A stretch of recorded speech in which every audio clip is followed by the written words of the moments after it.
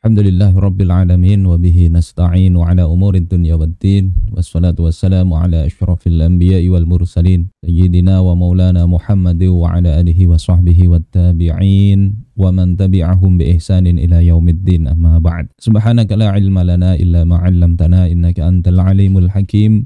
Wala hawla wala quwwata illa billahil aliyyil azim. Allahumma anfa'na bima 'allamtana wa 'allimna ma yanfa'una wa zidna ilman nafi'a waj'al ilmana hujjatan lana la hujjatan 'alaina waj'alna mimman yastami'una al-qaul fayattabi'una ahsanah bi rahmatika ya arhamar rahimin amin. Alhamdulillah pada petang ini kita dipertemukan kembali di ruang Zoom maupun di YouTube. Insyaallah kita melanjutkan kajian kitab tentang qiraah siyasiyah di Sirah Nabawiyah ya, karya Syekh Profesor Dr. Muhammad Rawwas Qol-Ahji. Moga-moga Allah memberikan rahmat kepada beliau dan murid-muridnya dan kita semuanya, amin ya rabbal alamin. Qala al-musannif rahimahullahu taala wa nafa'ana bihi wa bi 'ulumihi fid dharaini amin. Da'watu Rasulillahi an-nasa jami'an. Dakwah atau seruan Rasulullah sallallahu alaihi wasallam kepada manusia secara keseluruhan. Kalau di awal beliau mendakwahi orang terdekat beliau, kemudian teman-teman beliau, maka ada sampai fase dakwah itu harus diumumkan secara terang-terangan. Lamma ijtama'a haula'in nas ala Rasulillahi yusaddiqunahu wa yashudduna azarahu. Ketika orang-orang tersebut, yakni yang sudah didakwai dari kalangan keluarga dan teman-teman beliau, itu sudah berkumpul ya, yusaddiqunahu, membenarkan beliau, yashudduna azrahu, artinya qawwahu, menguatkan beliau, wa takawwanat ladaihi hadhil qa'idatu sholabah bima waqara fi suduriha minal iman, dan telah terbentuk di sisi Rasulullah sallallahu alaihi wasallam qaidah ya, basis yang solid ya, yang solid, tidak cakar-cakaran di antara teman ya, sebagaimana kita lihat kadang perilaku politik begitu ya, antara ketua umum begini bawahannya begitu ya. Kalau ini enggak, ini solid. Bima waqara fi suduriha minal iman, dikarenakan apa yang telah menancap di hati-hati, di dada-dada mereka dari iman.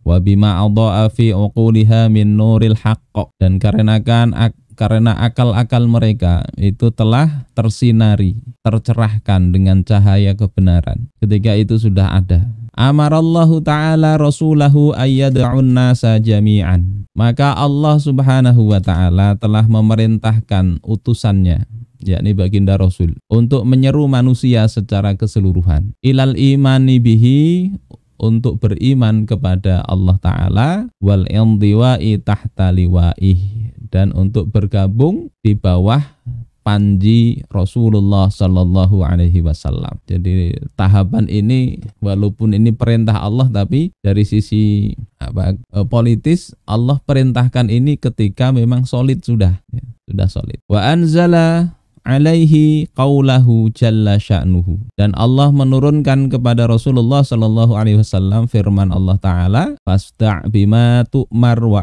a'rid 'anil musyrikin.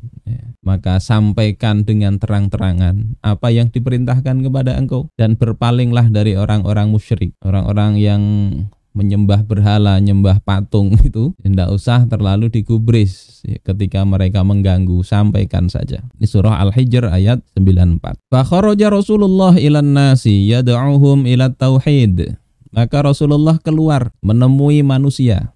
Beliau menyeru mereka kepada tauhid. Wa yubayyinu lahum fasada aqaidihim. Rasulullah menjelaskan kepada mereka rusaknya akidah-akidah mereka. Jadi begitu keluar yang jelasin tauhid, jelasin rusaknya akidah-akidah orang-orang penyembah berhala tersebut. Wa fasada ma hum alaihi minal a'raf wan nuzum, dan juga menjelaskan kerusakan dari adat-adat mereka dan sistem-sistem mereka. Urf yang tidak sesuai dengan Islam dicela oleh Rasulullah sallallahu alaihi wasallam. Jadi tidak kemudian dakwah itu mana yang lebih dulu, tidak begitu. Oh itu kan pendatang.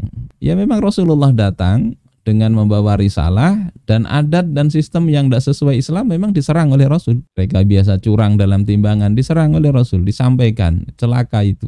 Tentang membunuh bayi-bayi perempuan disampaikan oleh Rasul. Jadi tidak ada tedeng aling-aling. Meskipun itu baru memulai, iklannya itu begitu. Wa makana li Rasulillah sallallahu alaihi wasallam ayyaskuta ala inhirafihim. Dan tidaklah Rasulullah sallallahu alaihi wasallam itu diam atas penyimpangan mereka. Li'annahu la yajtami'u fi qalbin wahidin aqidatani. Karena tidak akan terkumpul dalam satu hati itu ada dua akidah. Ini sudahlah kita campur-campur. Kita kalau bisa 6 agama sekaligus. Digadu-gadu begitu. Tidak bisa begitu. Fal mar'u imma ayyakuna musliman yatinu bikulli juz'iyatin min juz'iyati hadzal Islam wa yunkiru ma siwah. Maka seseorang itu pilihannya ya, ada kalanya dia menjadi muslim, dia beragama dengan setiap bagian dari bagian-bagian agama Islam ini dan mengingkari apa yang selainnya. Wa imma annahu kafirun, dan ada kalanya dia ingkar. Dzalika hina yu'minu bi ba'dil Islam wa yakfuru bi ba'dih. Yang demikian itu ya ada kalanya ya dia kafir itu karena dia mengimani sebagian Islam dan mengingkari sebagiannya. Au yu'minu bihi aqidatan wa bi ghairihi nidhaman. Atau dia mengimani Islam secara akidah tetapi mengimani sistem yang lain. Ini kata musannif ya itu tidak ada pilihan begitu. Sehingga Rasulullah itu ketika menyampaikan dakwah Islam, ya beliau itu menyerang.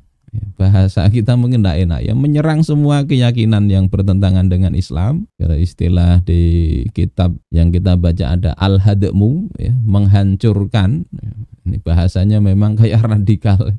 Tapi itu yang dilakukan Rasul. Pemikiran yang rusak itu memang perlu dibersihkan. Kalau bahasanya tasawuf itu takhalli. Takhalli itu mengosongkan hal-hal yang tidak sesuai dengan Islam. Ini harus dilakukan di awal. Ibarat kita mau membangun suatu peradaban, memang harus dibangun dari paradigma mendasarnya. Agama juga begitu. Pilihannya cuma dua, mau Islam keseluruhan atau kafir, ingkar. Tidak bisa separuh-separuh. Wa mauqifu Rasulillahi hadza, dan sikap Rasulullah ini di dalam dakwah ini. Jadi kalau mau meneladani Rasulullah, dakwah itu pun mestinya meneladani Rasulullah. Sikap Rasulullah ini yu'tina darsan fid dakwah, telah memberikan kepada kita pelajaran dalam dakwah. Huwa yakni annahu la yajuzu ayyaktafi bi ardi aqidatil Islam wa nizamihi fahasud. Apa pelajarannya? Yakni tidak boleh kita itu cukup dengan memaparkan, mempresentasikan, menjelaskan akidah Islam, sistemnya saja. Sampaikan Islam, sampaikan sistem Islamnya aja sampaikan. Tidak cukup dengan itu. Bal la budda min bayani zaifil aqaid wal anzimah al-mughayyirah lahu. Akan tetapi mestilah menjelaskan penyimpangan akidah-akidah, sistem-sistem yang kontra dengan Islam. Dakwah ini mesti begitu. Rasulullah memberikan pelajaran itu begitu. Entah itu diterima, entah ditolak, tapi ya begitulah dakwah Rasul. Ketika ada hal yang bertentangan dengan Islam, beliau sampaikan, tidak kemudian beliau simpan. Wah ini tidak usah disampaikan. Nanti masyarakat belum siap. Wah ini nanti bikin daur, bikin gerah di masyarakat. Yang kita contoh itu siapa coba? Dakwah siapa yang mau kita contoh? Wali Songo aja juga sama, makanya ada benteng-benteng pada masa Wali Songo itu karena ada pergolakan itu. Dakwah itu begitu.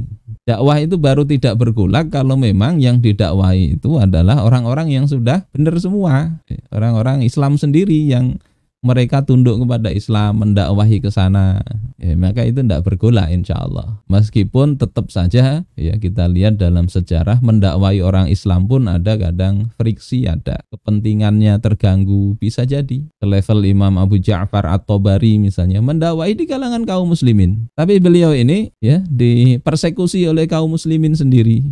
Urusannya apa? Ketika ada salah satu imam mazhab yang beliau katakan itu bukan ahli fikih tapi ahli hadis, pengikutnya marah. Nah, itu beda pendapat dengan sesama kaum muslimin, kadang ada friksi. Apalagi ini dakwah kalau di sistem yang memang tidak mau pakai Islam kok ternyata diterima terus, tidak ada kontra. Suweneng orang-orang misalnya, maka mestinya kita introspeksi, ukur diri, kenapa semua orang jadi senang dengan kita? Apakah ada yang kita sembunyikan? Nah, bisa jadi begitu. Rasulullah ini orang yang begitu disukai oleh masyarakat. Begitu dakwah itu keluar, beliau sampaikan, itu beliau dimusuhi orang. Kok kita ndak? Apakah kita lebih pintar dari Rasul? Nah, coba introspeksi itu. Kalau misalnya kita ini ndak ada problem apapun dalam dakwah itu. Ya. Normalnya dakwah ketika bersinggungan dengan sesuatu, kita menginginkan Islam betul-betul tegak, normalnya itu ya akan ada perlawanan. Saudara-saudaraku yang dimuliakan Allah Subhanahu wa taala, wa yu'tina darsan akhar aidan. Jadi tadi pelajaran pertama dari dakwahnya Rasul yang terang-terangan itu, beliau itu tidak mendiamkan penyimpangan dari akidah Islam, dari sistem Islam. Pembelajaran kedua adalah anna alaina an nabda'a bil hujumi 'alal aqaid wal anzimatil fasidah, bahwasanya wajib bagi kita itu untuk memulai dengan menyerang akidah-akidah dan sistem-sistem yang rusak, pemikiran-pemikiran yang rusak. Mestinya itu kita awali di situ, dakwah itu begitu.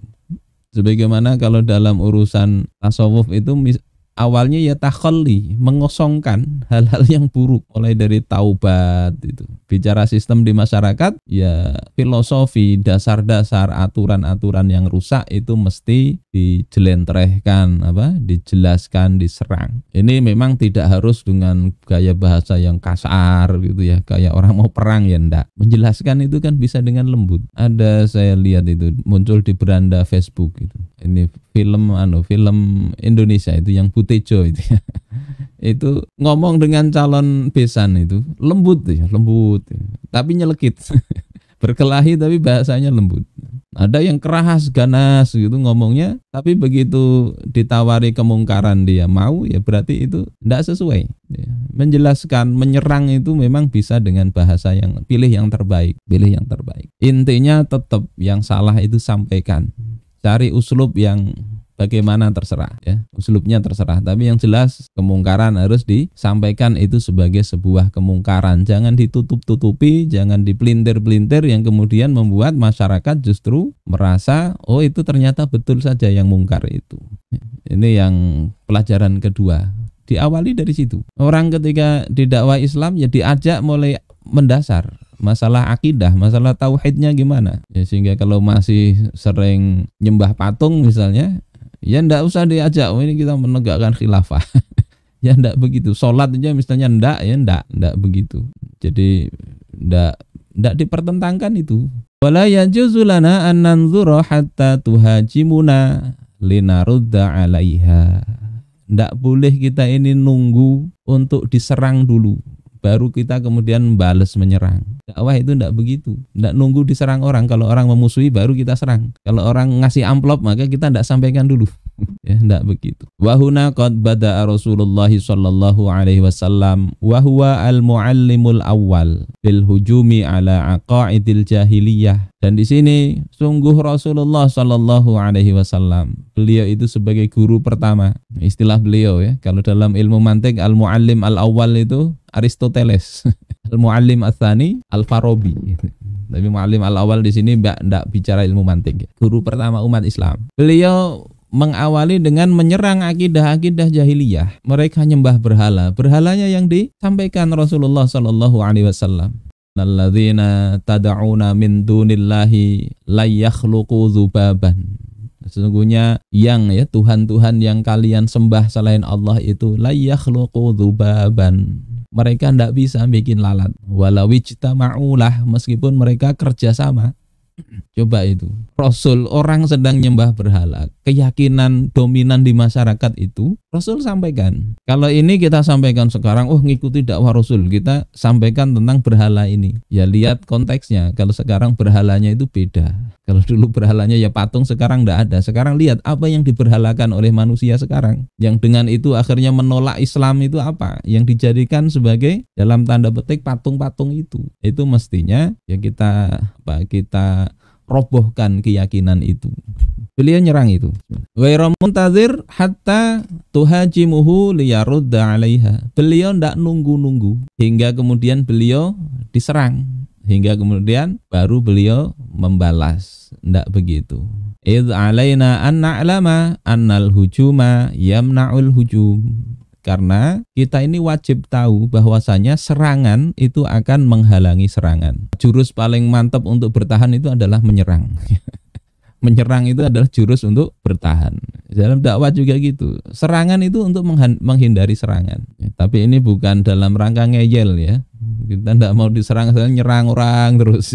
Tidak begitu. Tapi jangan nunggu. Ketika itu memang ada momen, ada yang pas untuk disampaikan, segera sampaikan. Jangan sampai momennya hilang. Wa qad najaha Rasulullah sallallahu alaihi wasallam bihadza. Dan sesungguhnya Rasulullah sallallahu alaihi wasallam telah sukses dengan hal ini. Idz akhadha adadul muslimina yazdadu yauman ba'da yaum. Karena banyak ya, jumlah kaum muslimin itu bertambah hari demi hari. Hari demi hari bertambah. Meskipun ya ada yang kaya, ada yang miskin, ada banyak kalangan budak ya.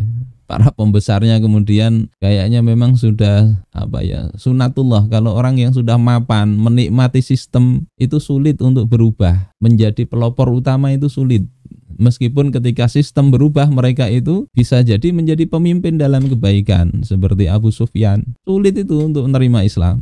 Tapi begitu Islam menang, ya, beliau ini jadi orang terdepan juga. Amr bin Al-As ya, jadi orang terdepan. Sehingga orang top di dalam sistem jahiliyah itu bisa menjadi orang top dalam sistem Islam ketika mereka beriman. Ya, mereka beriman, mereka punya pengalaman memimpin. Tinggal berubah sistemnya. Mereka tetap oleh Rasulullah ya, diberikan amanah kepemimpinan itu. Ini Rasulullah berhasil itu.